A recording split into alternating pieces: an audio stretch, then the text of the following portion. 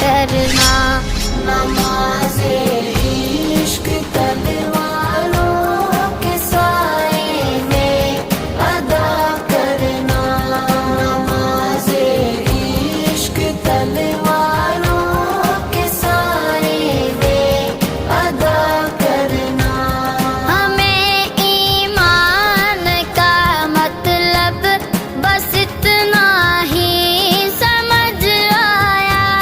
हमें ईमान का मतलब बस इतना ही समझ आया।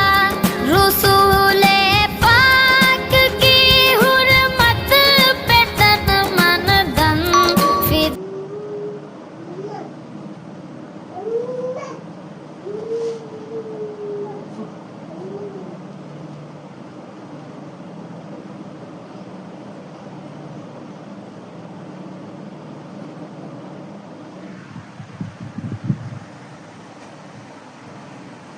আসসালামু আলাইকুম ওয়া রাহমাতুল্লাহ।